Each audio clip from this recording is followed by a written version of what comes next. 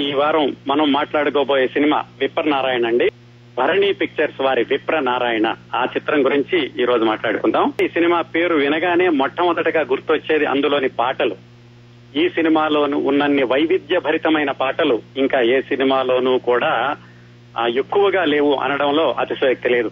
తిల్లానాలు ఉన్నాయి, జావళి, శ్లోకం, పదం, కీర్తన, తత్వం ఇవన్నీ కలిసి.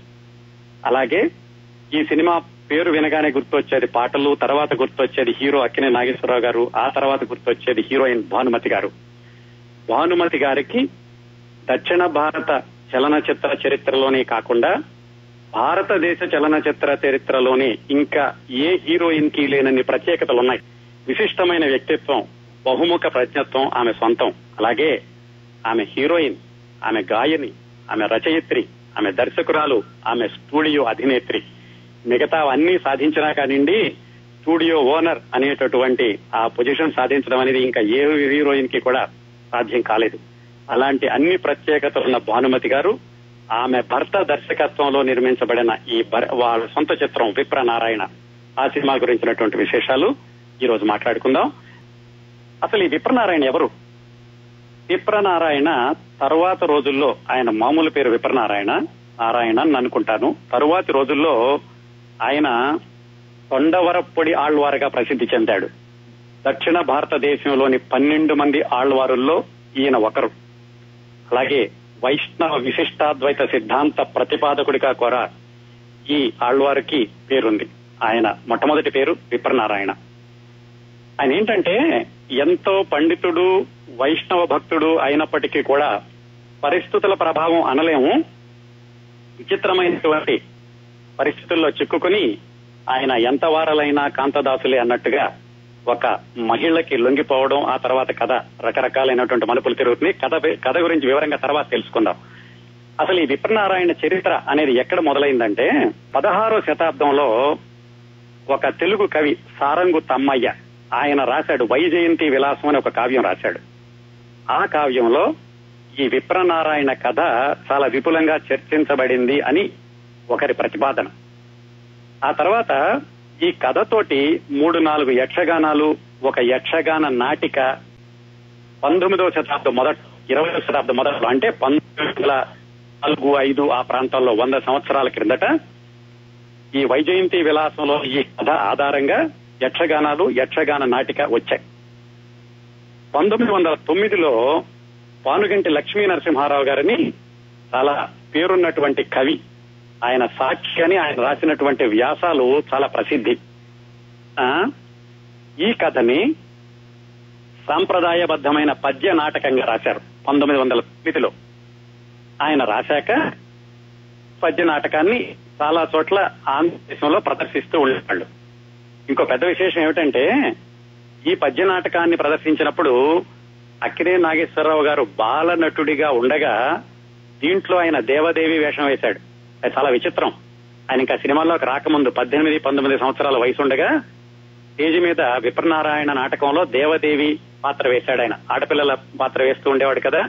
ఆ నాటకం వేసినప్పుడే, ఈయన దేవదేవిగా వేసినప్పుడే ఈయన్ని దుక్కిపాటి మధుసూదనరావు గారు చూసి తన నాటక సంస్థలోకి తీసుకెళ్లడం జరిగింది.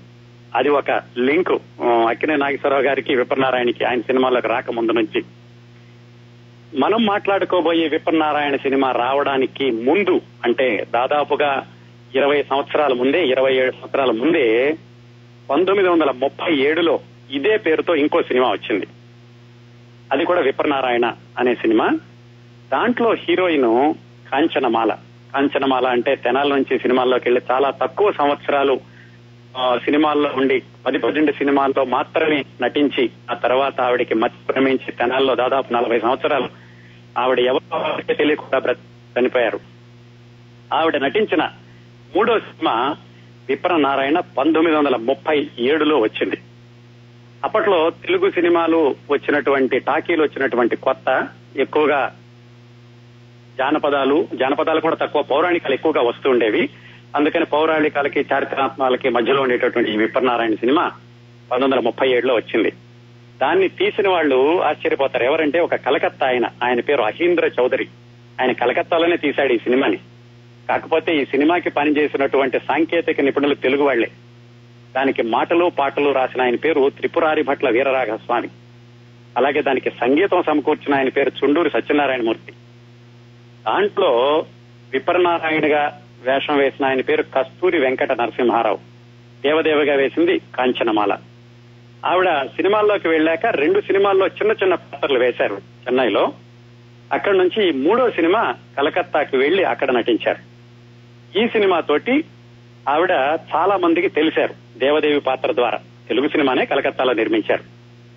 ఆ తరువాత ఆవిడ వెనక్కి వచ్చాక తర్వాత మాలపిల్ల, గృహలక్ష్మి ఆ సినిమాలతోటి తారాపదాన్ని అందుకోవడం, ఆవిడ ఇంటింటి ఆరాధ్య దేవత అవటం, మొట్టమొదటి గ్లామరస్ హీరోయిన్ గా కొన్ని సంవత్సరాలు వెలుగొందడం జరిగింది కాంచనమాల గారి విషయంలో.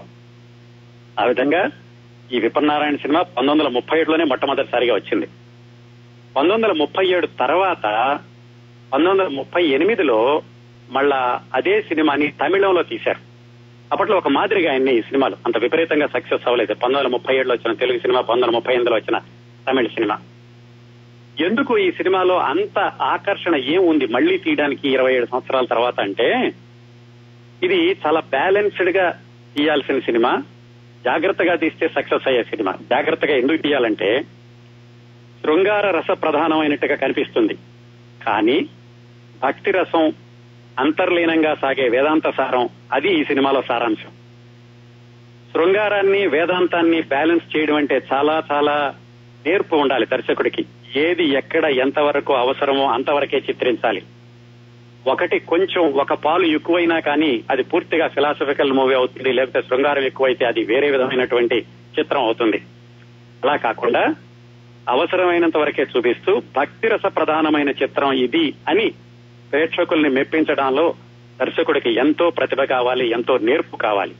వాటన్నిటినీ సాధించి ఈ సినిమాని అతి జాగ్రత్తగా సమతుల్యతతో నడిపించి, ఇది ఒక భక్తి రస ప్రధానమైన చిత్రం, శృంగారం అనేది దీంట్లో ఒక ఎలిమెంట్ మాత్రమే, కథని ముందుకు నడపడానికి, ఆ విప్రనారాయణకి కరివిప్పు కలిగించడానికి విష్ణువు ఆడినటువంటి ఒక చిన్న నాటకం మాత్రమే అని ప్రేక్షకుల్ని ఆ వైపు ఎక్కువ దృష్టి మళ్లించకుండా భక్తి రసం వైపు ఎక్కువ దృష్టి మళ్లిస్తూ తీసినటువంటి సినిమా విప్రనారాయణ.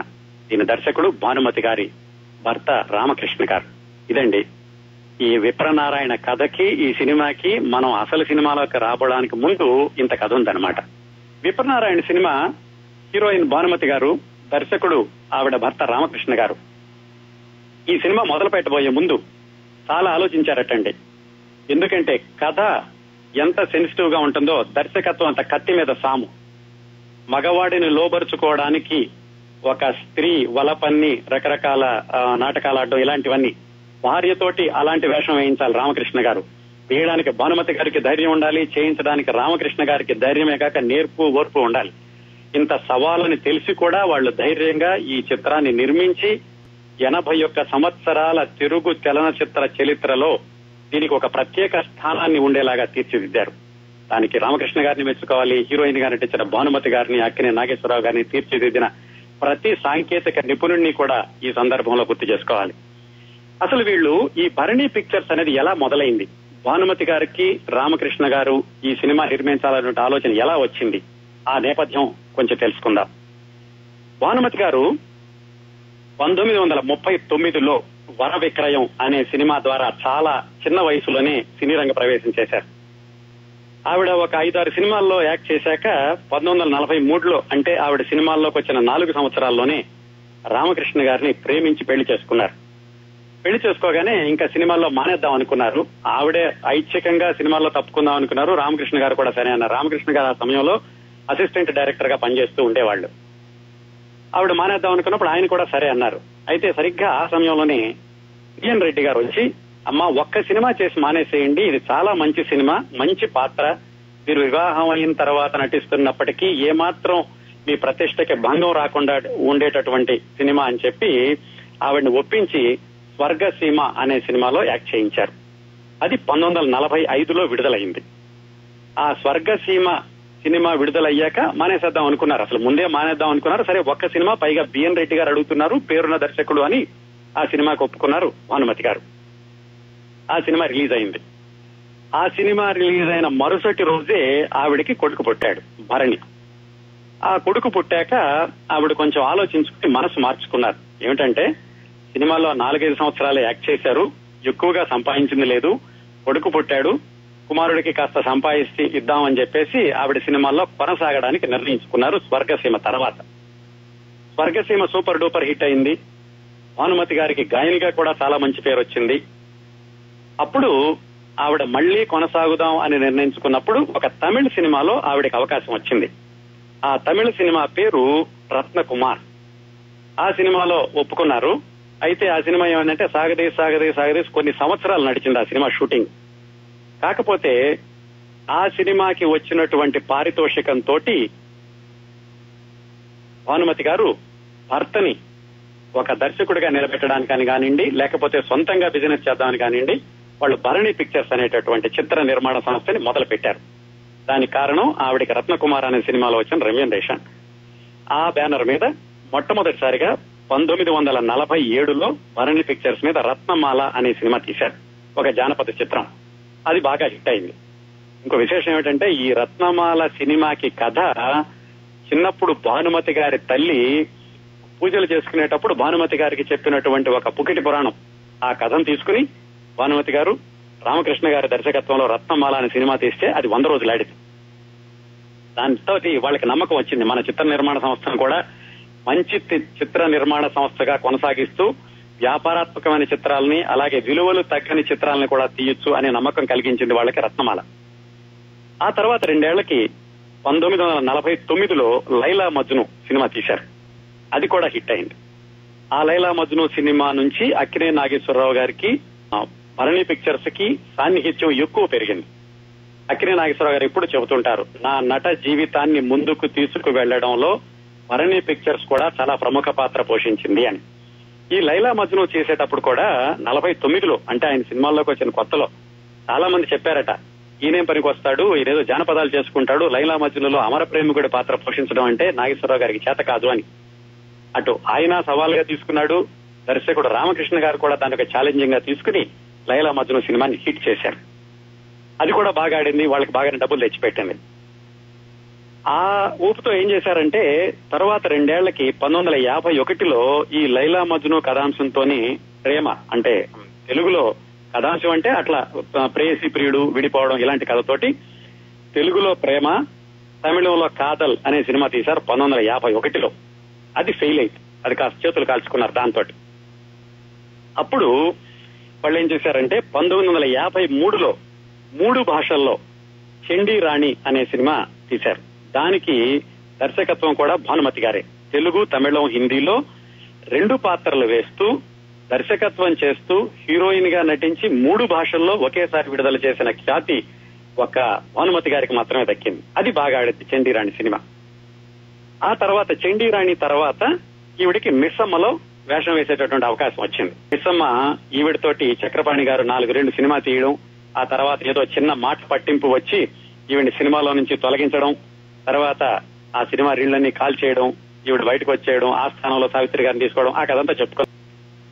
ఆ సినిమా మిస్సమ్మ సినిమా తీస్తూ ఉన్నప్పుడే ఈ విప్రనారాయణ షూటింగ్ కూడా మొదలైంది, వాళ్ళ సొంత సినిమా. అయితే మిస్సమ్మ సినిమాలో ఆవిడకి చాలా అంత దెబ్బ కావాలని సినిమాలో నుంచి తీసేయడం, మిగతా అందరూ కూడా ఆవిడ మీద సానుభూతి చూపిస్తుంటే ఆవిడ వెంటనే పట్టుదలతోటి చక్రపాణి అనే పేరుతోటి ఒక సాంఘిక సినిమా గబగబా తీసి తొందరగా రిలీజ్ చేశారు మిస్సమ్మ కంటే ముందు. అంటే విప్రనారాయణ సినిమా షూటింగ్ ను కూడా పక్కన పెట్టి ఆ చక్రపాణి అన్న సినిమాని తీసి రిలీజ్ చేశారు. చాలా మంది అనుకున్నారు ఈ చక్రపాణి అంటే ఆ సినిమాలో చక్రపాణి దర్శకుడు చక్రపాణి గారితో ఈవిడికి విభేదం రావడం వల్ల ఆయన ఎగతాళి చేస్తూ తీశారు ఈ సినిమాని. ఏమైనా కానీ చక్రపాణి సినిమా కూడా డీసెంట్ గా ఆడింది. దాంట్లో హీరో కూడా అక్కినే నాగేశ్వరరావు గారు. ఆ సినిమా రిలీజ్ అయిపోయింది, ఆ సినిమా కూడా డీసెంట్ గా ఆడింది, బాగానే డబ్బులు వచ్చినాయి. అప్పుడు ఈ విప్రనారాయణ షూటింగ్ ని మళ్లీ కంటిన్యూ చేశారు. అదండి, ఇంత కథ ఉంది ఈ సినిమాకి. విప్రనారాయణ సినిమాకి రావడానికి ముందు వాళ్ళు తీసినటువంటి 5 సినిమాలు, అది ఆడిన విధానం, అలాగే భానుమతి గారు దీనిలో హీరోయిన్ గా వేయడం, రామకృష్ణ గారు దర్శకత్వం చేయడం, ఇంత కథ నడిచాక అప్పుడు విప్రనారాయణ సినిమా మొదలు పెట్టడం, కొనసాగించడం జరిగింది. అసలు ఏమిటి ఈ కథలో సున్నితత్వం, భక్తి రస ప్రధానం అంటున్నాం, శృంగారం అంటున్నాం, వేదాంతం అంటున్నాం, ఇవన్నీ ఎలా కలగలిపారు? అసలు ఈ కథకి చారిత్రక ఆధారాలు ఏమైనా ఉన్నాయా? ఇందాక చెప్పుకున్నాం వైజయంతి విలాసం అనే పుస్తకంలో ఉంది అని. అసలు ఈ ఆళ్వార్లు ఎవరు, ఈ ఆళ్వారు యొక్క ఆయన కాన్సెప్ట్ ఏమిటి? నిజానికండి ఈ సినిమా ఇప్పుడు మనం మాట్లాడుకుంటున్నటువంటి విప్రనారాయణ భరణి పిక్చర్స్ వారికి రావడానికి 5 సంవత్సరాల ముందే పిఎన్ రెడ్డి గారు, అంటే మల్లీశ్వరి సినిమా తీసిన ఆయన, ఆ మల్లీశ్వరి సినిమా తీయడానికి ముందు ఆయన విప్రనారాయణ సినిమా తీద్దాం అనుకున్నారట. అనుకుని ఆ సినిమా స్క్రిప్ట్ తయారు చేయడానికి కూడా అప్పట్లో కాకినాడ కాలేజీలో పనిచేసే దేవులపల్లి కృష్ణశాస్త్రి గారిని పిలిపించి ఈ విప్రనారాయణ స్క్రిప్ట్ రాయించడానికి పురమాయించారు. అప్పటికింకా దేవులపల్లి గారి సినిమాల్లోకి రాలేదు. ఆయన తెలుగు లెక్చరర్ గా పనిచేస్తున్నారు. సరే, బిఎన్ రెడ్డి గారు ఇచ్చినటువంటి అసైన్మెంట్ తీసుకుని ఆయన విప్రనారాయణ మొట్టమొదట్లో తోటలో పూలు కొయ్యడం, కావేరీ నది నుంచి నీళ్లు తీసుకొచ్చి స్నానం చేసి గుడికి రావడం, ఈ ఒక్క సీనే 15 పేజీలు రాశారట. అప్పుడు బిఎన్ రెడ్డి గారు చెప్పారట, శాస్త్రి గారు ఇలా కాదండి, సినిమాలో చాలా క్రిస్ప్ గా ఉండాలి, మీరు ఈ సీన్నే 15 పేజీలు రాస్తే మొత్తం సినిమా ఎన్ని 100 పేజీలు వస్తుందో అని మొత్తానికి దేవులపల్లి కృష్ణశాస్త్రి గారిని ఆ సినిమాకి వినియోగించుకోలేదు. తర్వాత ఏమైందో గాని బిఎన్ రెడ్డి గారు కూడా ఈ సినిమా నిర్మాణం గురించి ముందుకు వెళ్లలేదు. తర్వాత ఆయన మల్లీశ్వరి సినిమా తీశారు. అది కళాఖండంగా పేరు పొందిన విషయం శ్రోతలందరికీ తెలుసు. ఆ తర్వాత కొన్ని రోజులకి భరణి పిక్చర్స్ వారు విప్రనారాయణ చిత్రం మొదలు పెట్టారు. 1930లోనే ఒక సినిమా వచ్చిందని చెప్పుకున్నాం కదా, కాంచనమాల దేవదేవిగా నటించిన విప్రనారాయణ ఒకటి వచ్చిందని చెప్పుకున్నాం. అలాగే 20వ శతాబ్దం మొదట్లో, అంటే 1910, 1920, 30 ఆ రోజుల్లో విప్రనారాయణ నాటకాన్ని ఎక్కువగా రంగస్థలం మీద వేసేవాళ్ళని కూడా చెప్పుకున్నాం. ఇంతమందిని ఆకర్షించినటువంటి ఈ కథలో ఏముంది, అసలు ఏమిటి కథ, ఒకసారి క్లుప్తంగా చూద్దాం. విప్రనారాయణ తమిళ వైష్ణవ బ్రాహ్మణుడు. ఆయన ఏమిటంటే విష్ణు భక్తి ఎక్కువగా ఉన్నటువంటి కుటుంబంలో పుట్టాడు. ఈ కథ అంతా కూడా ఇప్పుడు జరిగిందంటే చోళ రాజుల కాలంలో జరిగిన కథ ఇది. ఆయనకి చిన్నప్పటి నుంచి కూడా విష్ణు అంటే ఎక్కువ భక్తి ఉండేది. శ్రీరంగనాథుడు వాళ్ళ తల్లిదండ్రులు కూడా ఆయనకి చిన్నప్పటి నుంచి విద్యాభ్యాసం, ఎక్కువగా పురాణాలు, ఉపనిషత్తులు, సంస్కృతం, మాతృభాష అయినటువంటి తమిళంతో పాటుగా వీటన్నిటినీ నేర్పించారు. ఆయన చాలా చిన్న వయసులోనే వీటన్నిటినీ కూడా ఔపోసన పట్టి ఆయన పుస్తకాలు కూడా రాశారు, కావ్యాలు కూడా రాశారు చిన్నతనంలోనే. ఆ విషయాలేమీ ఈ చిత్రంలో లేవు అసలు. ఎందుకనో గానీ ఈ చిత్రంలో విప్రనారాయణుడు ఒక కవి అన్న విషయాన్ని ఎక్కడా చిత్రించలేదు.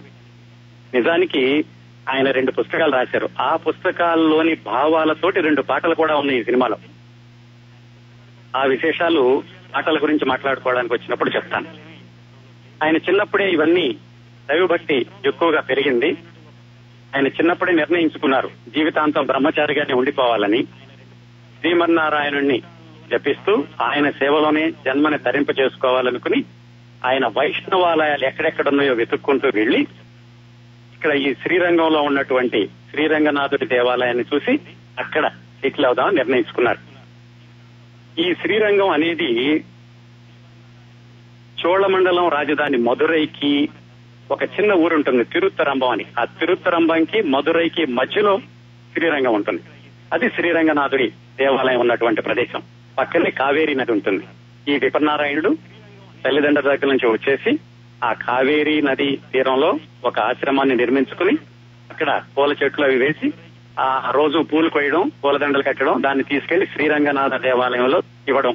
ఆ విధంగా ఆయన దైవనామ స్మరణలోనూ దైవ పూజలోనూ ఆయన జీవితాన్ని కొనసాగించడం మొదలు పెట్టాడు. మన సినిమా చూసేటప్పటికి ఆయన వయసు 31-32 సంవత్సరాలు.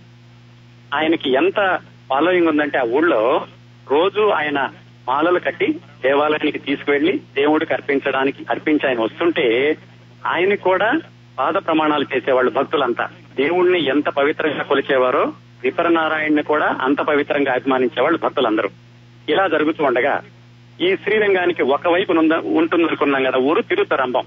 ఆ ఊళ్ళో ఒక వేశ్య కుటుంబం ఉంది. ఆ వేశ్య కుటుంబానికి పెద్ద ఆవిడ రంగసాని. ఆవిడకి 3 అమ్మాయిలు. పెద్ద అమ్మాయి పేరు మధురవాణి, 2వ అమ్మాయి పేరు దేవదేవి, 3వ అమ్మాయి పేరు సరస. మన కథ జరిగేటప్పటికీ దేవదేవిని, సరస్సుని ఇంకా వాళ్ళ వృత్తిలో ప్రవేశపెట్టలేదు.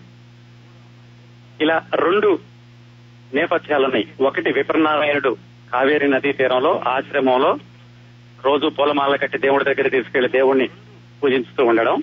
ఇటు తిరుత్తరంబంలో వేశ్యా కుటుంబంలో 3 అమ్మాయిలు. ఈ 2 నేపథ్యాలు ఇలా జరుగుతూ ఉండగా ఏమైందంటే, రంగసానికి తమ కూతుళ్ళని చోళ రాజుల దగ్గరికి తీసుకెళ్లి నాట్యం చేయిస్తే వాళ్ళ దృష్టిలో పడతామని చెప్పి ఎవరో చెప్తే ఈ దేవదేవిని తీసుకుని చోళరాజు దగ్గరికి వెళ్ళింది. వెళ్లి అక్కడ నృత్య ప్రదర్శన ఇప్పించింది. నృత్య ప్రదర్శన అయ్యాక దేవదేవి వాళ్ళ అక్క మధురవాణి ఇద్దరూ కలిసి వెనక్కి వస్తుంటే మధ్యలో పూల తోట కనపడింది. దేవదేవి అడుగుతుంది, ఎవరిది ఈ పూల తోట అంటే వాళ్ళ అక్క చెబుతుంది, ఇక్కడ ఒక భక్తుడు ఉన్నాడు, విప్రనారాయణ స్వామి అంటారు, ఆయన్ని కూడా దాదాపు దైవం లాగా ప్రజలందరూ భావిస్తూ ఉంటారు, అంటే మనము చూద్దాం ఒకసారి వెళదాం అంటుంది దేవదేవి.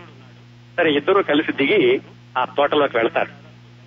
అప్పుడే విప్రనారాయణుడు దేవుడి గుడి నుంచి వెనక్కి వస్తూ దైవనామ స్మరణ చేసుకుంటూ లోపలికి వెళ్తాడు. వీళ్ళు నమస్కరించినప్పటికీ ఆయన పట్టించుకోడు.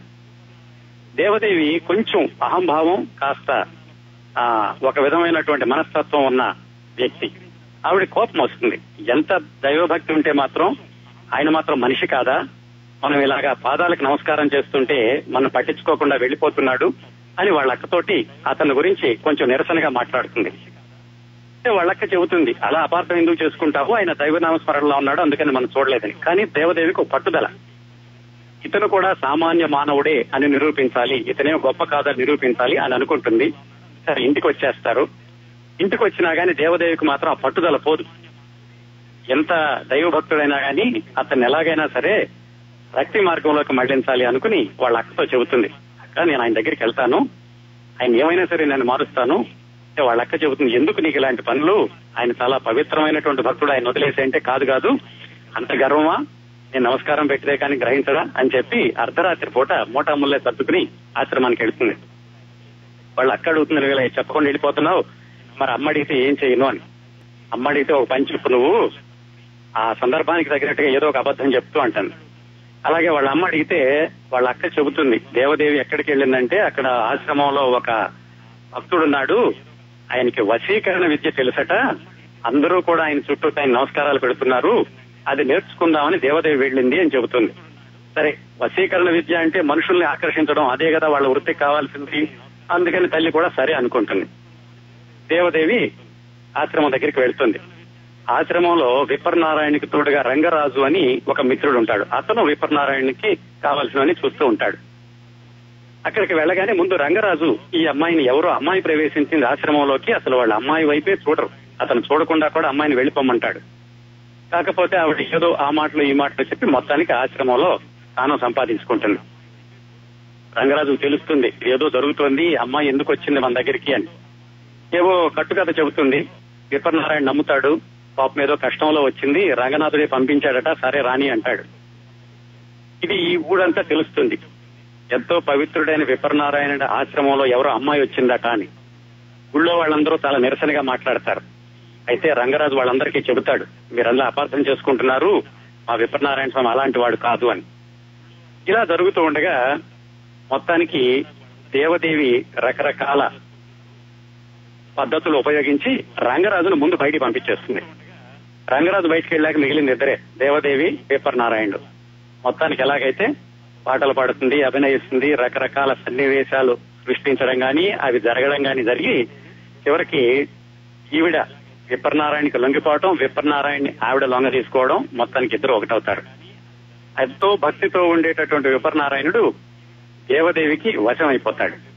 అయితే ఒక్కసారి ఈ పరిణామం జరిగాక దేవదేవికి విప్రనారాయణలో దేవుడు కనిపిస్తాడు, విప్రనారాయణుడికి దేవుడిలో దేవదేవి కనిపిస్తూ ఉంటుంది.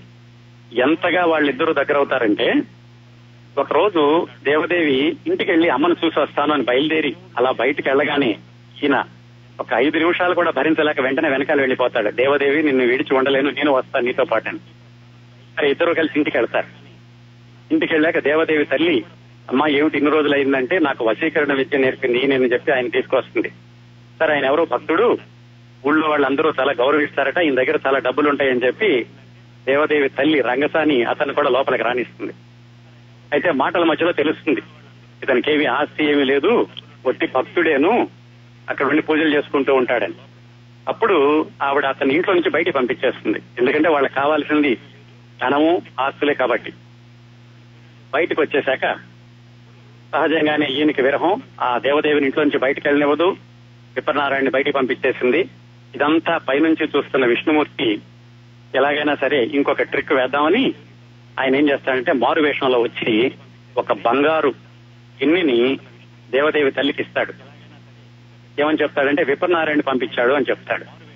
ఆవిడ బంగారు గిన్నె చూడగానే చాలా ఆనందపడి మళ్ళీ విప్రనారాయణని ఇంట్లోకి రానిస్తుంది.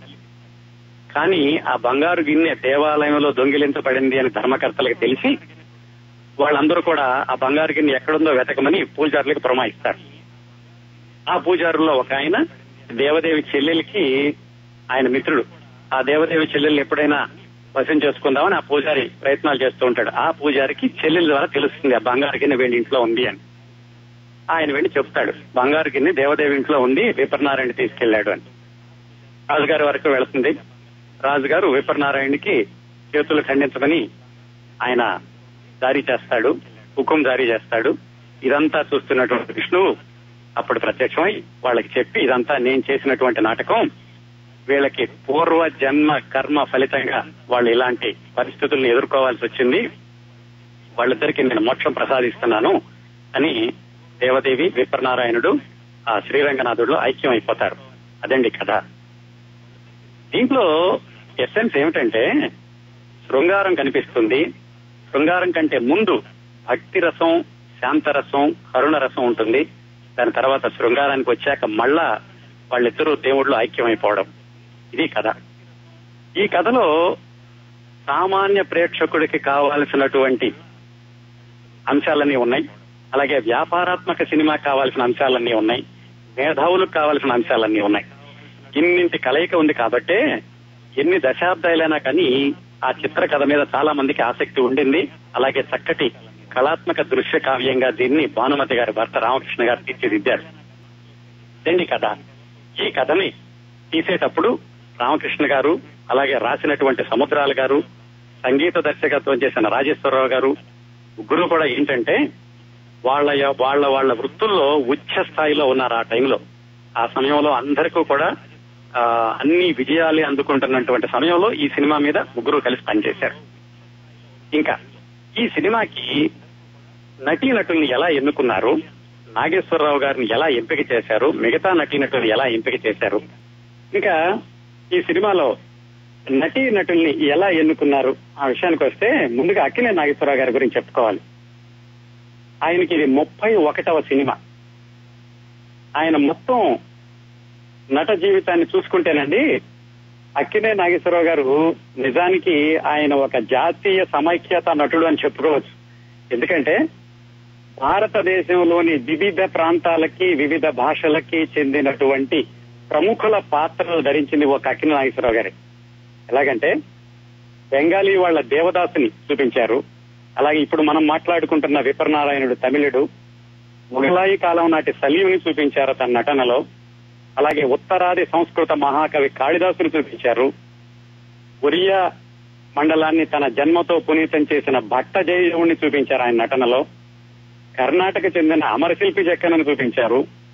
అలాగే మహారాష్ట్ర అభంగాల కృతికర్త తుకారాంని చూపించారు. ఇలాగా అన్ని ప్రాంతాలకు చెందిన ప్రముఖుల్ని నటింపచేసి తెలుగు ప్రేక్షకుల్ని అలరించింది ఒక అక్కినేని నాగేశ్వరరావు గారు మాత్రమే. ఆ పరంపరలోనే ఈ చిత్రంలో ఆయనకి వేషం వచ్చినప్పుడు అందరూ కూడా భానుమతి గారిని, రామకృష్ణ గారిని వెనక్కి లాగారు. ఎందుకంటే ఆయన ఏదో జానపదాలు వేసుకునే మనిషి, సాంఘికాలు వేసుకునే మనిషి, పైగా ఆయన నాస్తికుడు, అసలు ఈ సినిమా చేస్తాడా, ఈయన ఎంతో భక్తి భావంతో నటించాల్సిన పాత్ర అని అందరూ వెనక్కి లాగినప్పటికీ రామకృష్ణ గారికి అక్కినేని నాగేశ్వరరావు గారి మీద నమ్మకం.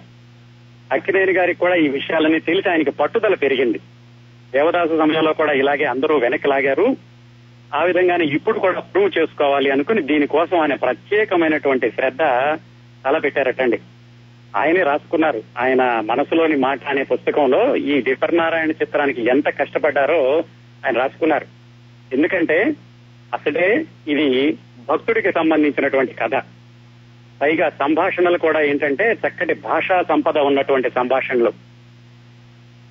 చక్కగానే పలికేవారు మిగతా చిత్రాల్లో కూడా. కానీ దీనికి వచ్చేసరికి చాలా స్వచ్ఛంగా, ఎక్కడా తప్పులు ఉండకూడదు, ఉచ్చారణ సరిగ్గా ఉండాలి, అర్థం తెలుసుకుంటూ ఎక్కడ విరిచి మాట్లాడాలో అక్కడ విరవాలి. ఇలాంటివన్నీ కూడా ఆయన సముద్రాల రాఘవాచారి గారి దగ్గర కూర్చుని ప్రతి సంభాషణని పూర్తిగా ఆకలింపు చేసుకుని అర్థం తెలుసుకుని తెల్లవారుజామునే లేచి ఆ సంభాషణని చదువుతూ మననం చేసుకుంటూ మాడ్యులేషన్ ఎలా ఉండాలో ఆయన అభ్యాసం చేసేవాళ్ళట. అందుకే నేను ఒకచోట రాసుకున్నారు, ఇప్పటికీ కూడా విపర్నారాయణలోని సంభాషణలన్నీ ప్రతిదీ నేను అప్పచెప్పగలను, ఎందుకంటే అంతగా నేను మనసుతోటి వాటిని గ్రహించి నేను వాటిని నటించాను అని ఆయన చెప్పారు. అలాగే భక్తుడి పాత్ర కాబట్టి ముందుగా ఆయన భక్తుడి పాత్రలో నటుడు ఎలా ఒదగాలి అనేది నేర్చుకోవడానికని నాగయ్య గారి భక్తపోతన చిత్రాన్ని 1-2 సార్లు చూశారట. అయితే భక్తపోతనలో కేవలం భక్తి మాత్రమే ఉంటుంది, విపర్నారాయణలో భక్తి రక్తి రెండూ ప్రదర్శించాలి ఆయన. మొత్తానికి ఆ భక్తపోతన చిత్రం నుంచి ఆయన కొంత స్ఫూర్తిని పొందారు ఈ పాత్రను ఎలా ధరించాలి అనడానికి. అలాగే షూటింగ్ లో కూడా దర్శకుడు రామకృష్ణ గారు చెప్పిన దాన్ని ఈయన ఇంకొంచెం దాన్ని అభివృద్ధి చేయడం, అలాగే ఒక్కొక్కసారి రామకృష్ణ గారు చెప్పిన దానికి ఈయన ఏమైనా మార్చాలనుకుంటే ముందుగా ఆయన నటించి చూపించి ఇలా చేస్తాను మీకు సరిపోతుందా అని, ఒక్కొక్కసారి దర్శకుడు సరే అన్నా కానీ ఈయనకి నచ్చక మళ్ళా ఇంకొకసారి షాట్ తీసుకోమని అలాగా అంత జాగ్రత్తగా యాక్ట్ చేశారటండి. అట్లాగే కొన్ని సంభాషణల్లో స్త్రీ అనే మాటగా వచ్చిందని చెప్పి మళ్లీ డబ్బింగ్ చెప్పి అది ఖచ్చితంగా పరిపూర్ణంగా సంపూర్తిగా వచ్చింది అని సముద్రాల రాఘవాచారి గారికి వినిపించి ఆయన సరే అన్నాక నేను ఒప్పుకోలేదట. అంత చిత్తశుద్ధి, క్రమశిక్షణ, వేసే పాత్ర మీద అంత శ్రద్ధ ఉండేవండి ఆ రోజుల్లోనూ. ఇంకొకటి ఏంటంటే ఈయన ఈ పాత్ర వేసేటప్పుడు మొట్టమొదటిసారిగా నాస్తికుడు, పైగా మొట్టమొదటిసారిగా ఒక బ్రాహ్మణుడి వేషం వేయడం కూడా ఈయనదే మొదలట. అందుకని ఆయన మొట్టమొదటి నుంచి కూడా కొవ్వు పదార్థాలకు దూరంగా ఉండేవాళ్ళట. ఈ చిత్రంలో వేషం ఒప్పుకున్నాక ఆయన వెన్నపూస, మేగడ సుష్టుగా తిని పూర్తిగా ఆకారం కూడా అలాగా భక్తుడి ఆకారం పరిపుష్టమైనటువంటి ఆకృతి వచ్చేలాగా ఆయన సరిదిద్దుకున్నారట. అది కూడా ఆయన రాసుకున్నారు ఒక చోట. ఆ విధంగా అక్కినే నాగేశ్వరరావు గారు ఈ చిత్రంలోకి ఒక సవాలుగా తీసుకుని దాన్ని నిరూపించుకున్నారు. ఇంకా దేవదేవి పాత్ర వచ్చేటప్పటికి పాత సినిమాలో కాంచనమాల, ఈ సినిమాలో మరి సహజంగానే రామకృష్ణ గారి భార్య భానుమతి గారు నటించాలి. పాటలు బాగా వచ్చు ఆవిడికి, పాటల వరకు ఏమీ సమస్య లేదు. కాకపోతే కొన్ని చోట్ల దేవదేవి అభినయం కూడా చేయాలి, నాట్యం కూడా చేయాలి. ఎందుకంటే వాళ్ళు వేశ్య వృత్తి నుంచి వచ్చిన వాళ్ళు దేవుడి ముందు నాట్యం చేయాలి. అలాగే విపర్నారాయణుడి ఆశ్రమంలోనూ కొన్ని నాట్యం చేయాల్సినటువంటి సందర్భాలు ఉంటాయి. మరి నాట్యం రాదు ఆవిడికి, అప్పుడు ఏం చేయాలి? అందుకని చెప్పి ఎల్లప్ప అని తంజావూరు నుంచి ఒక నాట్యాచార్యుని పిలిపించి ఆవిడకి నాట్య శిక్షణ ఇప్పించారు. ఆయనతో పాటుగా పశుమర్తి కృష్ణమూర్తి గారిని ఇంకొక నృత్య దర్శకుడు ఉండేవాళ్ళు, ఆయన కూడా భానుమతి గారికి నృత్యంలో శిక్షణ ఇచ్చారు. ఎంత ఇచ్చినా కానీ ఆవిడికి ఈ గాత్రం మీద ఉన్నటువంటి శ్రద్ధ నృత్యం మీద లేదు. దాంతో ఆవిడ అంత శ్రద్ధగా నేర్చుకోలేదట. మధ్యలో రామకృష్ణ గారు చెప్పారట, మరి నృత్యం కనుక సరిగా రాకపోతే ఈ పాత్ర పండదు, నీకు నృత్యం మీద కనుక అంత శ్రద్ధ లేకపోతే నీ బదులుగా పద్మిని అని అప్పట్లో ట్రివాన్పూర్ సిస్టర్స్ అనేవాళ్ళు, పద్మిని రాగిణి అని ఇద్దరు ఉండేవాళ్ళు, ఆవిడతో వేయిస్తాను అని చెప్పారట. అయితే సముద్రాలు గారు మాత్రం చెప్పారట, లేదు రామకృష్ణ, ఏమైనా సరే ఈ పాత్ర భానుమతి మాత్రమే ధరించాలి, పద్మిని ధరించి భానుమతి పాడితే ఎవరు వినరు, భానుమతి పాటలు లేకుండా ఈ చిత్రం నడవదు అని చెప్పి సముద్రాల గారు ఒప్పించాక రామకృష్ణ గారు కూడా మళ్ళా చెప్పాక ఎలాగో మొత్తానికి ఆవిడ చాలా కష్టపడి ఆ నృత్యం నేర్చుకున్నారు. అందుకే సినిమాలో చూస్తే ఆవిడ గాత్రంలో ఉన్నంతటి ఆసక్తి, ఆ మధురత ఆ నృత్యంలో కనిపించదు. ఇంకా అక్కినే నాగేశ్వరరావు గారి పక్కన వేషానికేమో రేలంగి రంగరాజు వేషం. ఆయన అప్పట్లో హాస్య నటుడుగా వెలుగొందుతున్నప్పటికీ దీంట్లో హాస్యం కాకుండా ఈ విపర్నారాయణుడికి సహాయకుడిగా ఉండడం, అలాగే ఈ దేవదేవితోటి పోటాపోటీగా సంభాషణలు చతురలు వేయడం, ఆవిడని ఎలాగైనా బయటికి పంపించాలని ప్రయత్నించడం, ఆ తర్వాత కూడా విపర్నారాయణుడికి చెప్పడం ఇలా మంచిది కాదు ఒక అమ్మాయిని మన ఆశ్రమంలో ఉంచుకోవడం, ఇలాంటి పాత్ర కూడా రేలంగి గారు చాలా చక్కగా మెప్పించారు.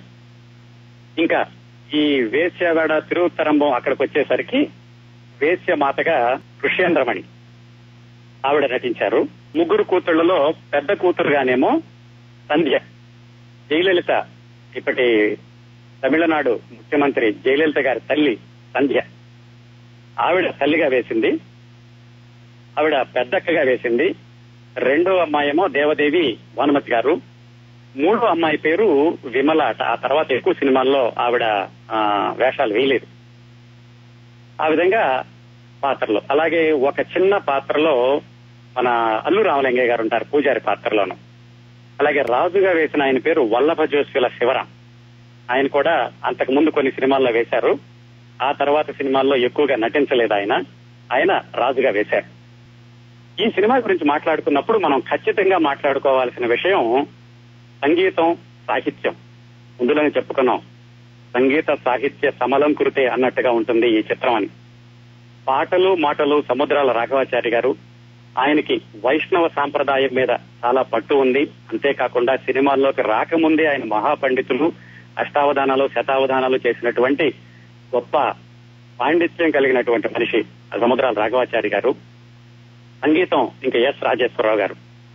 ఒక్కొక్క పాట గురించి, ఒక్కొక్క పాట స్వరపరిచిన విధానం, సముద్రాల రాఘవాచారి గారు రాసినట్టు విధానం, వీటి గురించి ఒక్కొక్క పాట గురించి దాదాపుగా మనం ఒక అరగంట మాట్లాడుకోవచ్చండి. ఈ సినిమా వచ్చే రోజుల్లోనండి చాలా సినిమాలు తెలుగులోను తమిళంలోనూ ఒకేసారి చిత్రీకరిస్తూ ఉండేవాళ్లు. అక్కినేని నాగేశ్వరరావు గారు కూడా చాలా సినిమాల్లో తెలుగు తమిళంలో నటిస్తూ ఉండేవాళ్లు. ఆయన ఎంత బిజీగా ఉండేవాళ్ళు అంటే ఆ రోజుల్లో దాదాపుగా రోజుకి 20 గంటల పాటు ఆయన షూటింగ్ లో పాల్గొనాల్సినటువంటి సందర్భాలు. ఆ రోజుల్లో ఆయన చాలా విపరీతంగా మానసిక శ్రమకు లోని ఒక క్యారెక్టర్ ఇక్కడ ఒక క్యారెక్టర్ అక్కడ చేస్తూ దీనికి ఏమైనా ఒక సమాధానం తెలుసుకుందాం, దీనికి ఏమైనా పరిష్కారం ఉంటుందా అని మల్లాది రామకృష్ణ శాస్త్రి గారి దగ్గరికి వెళ్లారట. ఆ రోజుల్లోనండి మల్లాది రామకృష్ణ శాస్త్రి గారు సముద్రాల రాఘవాచార్య గారి దగ్గర సహాయకుడిగా ఉంటూ ఉండేవాళ్లు. ఆయనకి ఇంకో అలవాటు ఏంటంటే పాండీ బజార్ లో పానగల్ పార్క్ అని ఉండేది. ఆ పానగల్ పార్క్ లో కూర్చుని చుట్టుపక్కల వచ్చే వాళ్ళందరికీ ఆయన కబుర్లు చెబుతూ ఉండాలి. ఆయన బహుభాషా పండితుడు. అలాంటప్పుడు అక్కినేని నాగేశ్వరరావు గారు వెళ్లి మల్లాది రామకృష్ణ శాస్త్రి గారిని అడిగారట, అయ్యా నేనేం చేయాలి, ఇలా విపరీతమైన మానసిక ఒత్తిడికి లోనవుతున్నాను అటు సినిమాలు ఇటు సినిమాలు అంటే, నువ్వు అడిగిన ప్రశ్నలోనే నీకు సమాధానం ఉంది, అన్ని సినిమాలు చేస్తుంటే మరి మానసిక ఒత్తిడి లేకుండా ఎలా ఉంటుంది, పైగా నువ్వు చేసిన నటనని వెనక్కి తిరిగి ఒకసారి పునర్విమర్శ చేసుకునేటటువంటి సమయం కూడా ఉండదు, అందుకని సినిమాలు తగ్గించుకో అని చెప్పేసి ఆయన ఒక సలహా చెప్పారు. ఆ సలహా ప్రకారమే ఆయన విప్రనారాయణ షూటింగ్ జరుగుతున్న రోజులు కూడా మిగతా సినిమాలకి తక్కువ సమయాన్ని కేటాయించి ఎక్కువ సమయాన్ని విప్రనారాయణ షూటింగ్ కి వినియోగించి దానిలో పరిపూర్ణత కోసం ఆయన పరిశ్రమించారు. అది ఒక విశేషం. పాటల విషయానికి వస్తేనండి ఈ 1950-60 మధ్యలో 3 కాంబినేషన్లు చాలా ప్రసిద్ధమైనవి అన్నమాట. ఇప్పటికీ కూడా మంచి పాటలు మంచి సాహిత్యం అంటే ఆ కాంబినేషన్ తలుచుకుంటూ ఉంటాం. ఒకటి విజయ పిక్చర్స్ వారి పింగళి ఘంటసాల గారు, అదొక కాంబినేషన్. అలాగే వాహిని సాలూరు రాజేశ్వరరావు గారు భానుమతి మల్లీశ్వర్ లాంటి సినిమాలు, అదొక కాంబినేషన్. మళ్ళా సాలూరు రాజేశ్వరరావు గారు భానుమతి గారు విపర్నారాయణ లాంటి భరణి పిక్చర్స్ వాళ్ళది, ఇది ఒక కాంబినేషన్. వీళ్ళ కాంబినేషన్స్ లో అద్భుతమైన పాటలు ఈ రోజుకి కూడా మనకి చాలా మంచి పాట, ఒక మంచి పాట వినాలి అంటే వీళ్ళ కాంబినేషన్ లో పాటే ఖచ్చితంగా దొరుకుతుంది మనం వెతుక్కుంటే గనక. ఈ సినిమాలో సాలూరు రాజేశ్వరరావు గారి సంగీత పర్యవేక్షణ భానుమతి గారు అని ఉంటుంది. మొట్టమొదటి సినిమా టైటిల్స్ పడుతూ ఉండగా మొట్టమొదటి శ్లోకం అది విశ్వామిత్ర సుప్రభాతంలోని మొట్టమొదటి శ్లోకం ఈ సినిమాలో మొట్టమొదటిసారిగా వస్తుంది. దాని తర్వాత విపర్నారాయణుడు ఆ పూలమాలతో వచ్చి గర్భగుడి ద్వారాలు తెరవగానే వచ్చేటటువంటి పాట మేలుకో శ్రీరంగ మేలుకోవయ్య.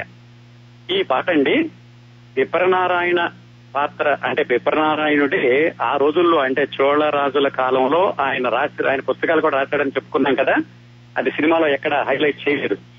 ఆయన రాసినటువంటి తిరుప్పళి ఎళుచ్చి అనేటటువంటి పుస్తకంలో మొట్టమొదటి పాట ఈ మేలుకో శ్రీరంగ మేలుకోవయ్య మేలుకోవయ్య మేలుకోవయ్య అనే పాట ఆ పుస్తకంలోని మొదటి పాట యొక్క ప్రేరణతోటి సముద్రాల రాఘవాచారి గారు రాశారు. అలాగే విపర్నారాయణ రాసినటువంటి ఇంకొకటి తిరుమాలై అనే ప్రబంధం.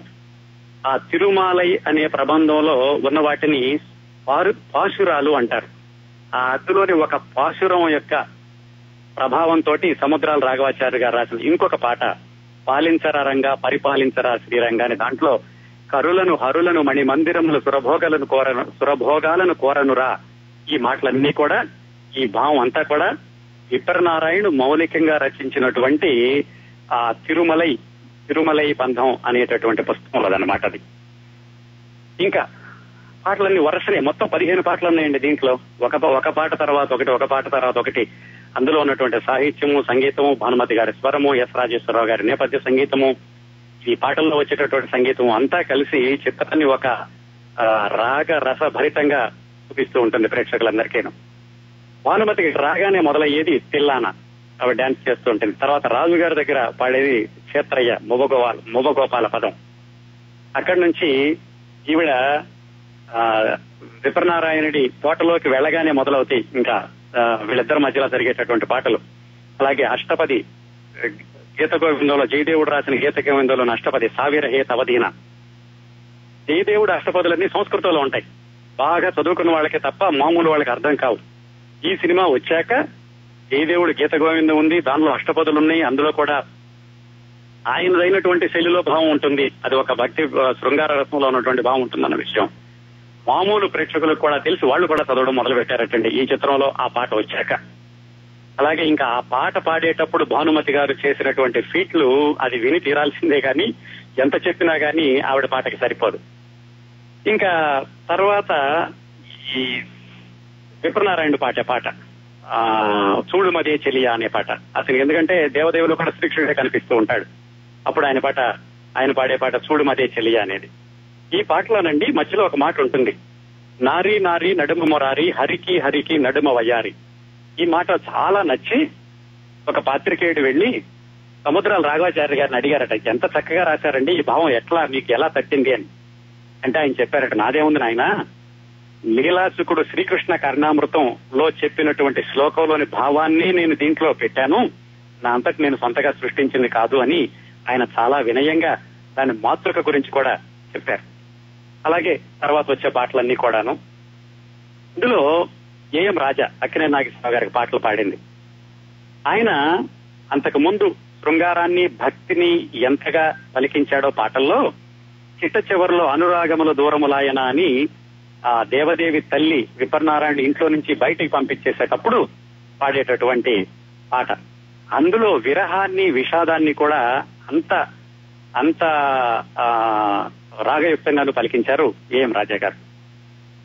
అదండి ఇందులోని పాటల గురించి. ఇక మాటల గురించి చెప్పాలంటే ఎంత చక్కటి సందర్భాలు, దానికి తగినట్టు మాటలు ఎంత పదునుగా ఉంటాయంటే, తను కళ్ళు మూసుకుని వస్తాడు రంగరాజు బయటకు వచ్చేటప్పుడు దేవాలయం నుంచి.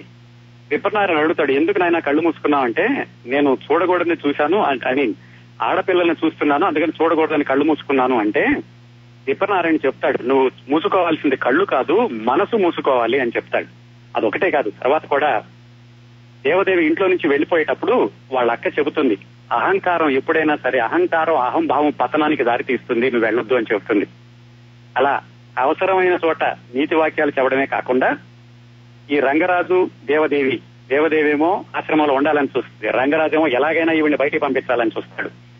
వాళ్ళిద్దరి మధ్య జరిగేటటువంటి చెణుకులు సంభాషణలు ప్రతి సీను కూడా సముద్రాల రాఘవాచారి గారి గొప్పతనాన్ని చూపిస్తుంది. అందుకే చిత్రం మొత్తంలో ఎక్కడ చూసినా కానీ ఇది వృధా దృశ్యం, ఈ సంభాషణ అనవసరం, ఈ దృశ్యం అనవసరం అనేటటువంటిది కనపడదు. అందుకే మీరు ఇప్పుడు యూట్యూబ్ లోకి వెళ్లి చూస్తే ఈ సినిమా 2 గంటల 30 నిమిషాలు ఉంటుంది. నిజానికి ఇది 3 గంటలు దాటినటువంటి సినిమా. అందుకని ఆ సినిమా చూస్తుంటే మీకు ఖచ్చితంగా మధ్యలో మీకు జర్కులు తెలుస్తూ ఉంటుంది, ఇక్కడెక్కడో మిస్ అయింది, ఇక్కడెక్కడో జంప్ చేసేసారని ఈజీగా తెలుస్తూ ఉంటుంది. అదండి ఈ సినిమాలోని సంగీతం సాహిత్యం గురించి. కార్యక్రమం ముగించబోయే ఇంకొక విషయం చెప్తాను. హాస్య బ్రహ్మ దంధ్యాల గారికి ఈ విప్రనారాయణ సినిమాకి ఒక సంబంధం ఉంది. చాలా విచిత్రంగా ఉంటుంది కదా, ఎందుకంటే దంధ్యాల గారు పుట్టినప్పుడు ఈ సినిమా రిలీజ్ అయింది. బహుశా ఆయనకి 2 సంవత్సరాలు 3 సంవత్సరాలు ఉండి ఉంటాయి. అదేం జరిగిందంటే, దంధ్యాల గారి నాన్నగారికి బెజవాడ ఏలూరు రోడ్ లో ఒక రేడియో షాప్ ఉండేది. ఆయన అంతటిని బుష్ నారాయణమూర్తి అంటూ ఉండేవాళ్ళు. చిన్నప్పుడు ఈయన దంధ్యాల 4 సంవత్సరాలు 5 సంవత్సరాలు ఆయన ఈ సినిమా చూసి అక్కినేని నాగేశ్వరరావు గారంటే విపరీతంగా అభిమాన పడుతుంటే, అక్కినేని నాగేశ్వరరావు గారు విజయవాడ వచ్చినప్పుడు వాళ్ళ నాన్నగారు ఎలాగో మొత్తానికి రికమెండేషన్ పట్టుకుని ఈ చిన్న పిల్లడైన దంధ్యాలను తీసుకెళ్లారట.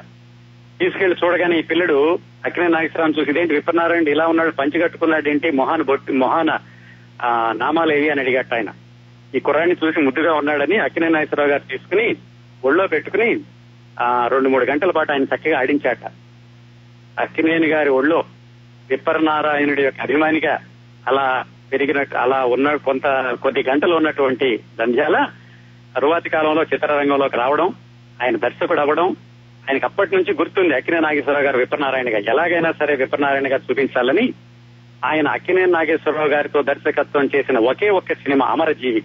ఆ సినిమాలో విప్పరనారాయణ దేవదేవి అంతర్నాటకం పెట్టి అక్కినేని నాగేశ్వరరావు గారిని విప్పరనారాయణ గాను, జయప్రదని దేవదేవి గాను చూపించారు. అదేండి నంద్యాల గారికి నన్ను ఈ విప్పరనారాయణకి ఉన్నటువంటి సంబంధం. అక్కినేని గారు కూడా చెప్పారట, నాకు గుర్తున్నావు, నువ్వు చిన్నప్పుడు చిన్నపిల్లడిగా నా దగ్గరికి వచ్చావు విప్పరనారాయణ గారు చూద్దామని, ఇప్పుడు నన్ను ఆ పాత్రలో చూపించగలుగుతున్నావు, నాకు చాలా థ్రిల్లింగ్ గా ఉందని అక్కినేని నాగేశ్వరరావు గారు అన్నారట ఆ షూటింగ్ లో. దాంట్లో వచ్చేటటువంటి పాటలో అది వేటూరు సుందరరామూర్తి గారు రాశారు. ఆయన మధ్యలో రాస్తారు, నశ్వరం ఇది నాటకం ఇది 4 గడియల వెలుగు ఇది అని. అంటే జీవితం చాలా అల్పం అన్నమాట. ఆ మాటలు చదివి నంద్యాల గారు కన్నీళ్లతో ఆయన్ని కౌగిలించుకున్నారట వేటూరు సుందరరామూర్తి గారిని. ఏం రాశారు సార్ అని. అది అప్పటికి కూడా ఇంకా సాహిత్యపు విలువలు వేటూరు గారు ఆ సమయం సందర్భం వచ్చినప్పుడల్లా సాహిత్య విలువలు ప్రదర్శిస్తూనే ఉన్నారు. అలా విప్పరనారాయణ పాట ఆయన అమరజీవి చిత్రంలో రాయడం జరిగింది. ఇవండి విప్పరనారాయణ గురించి అన్ని కబుర్లు.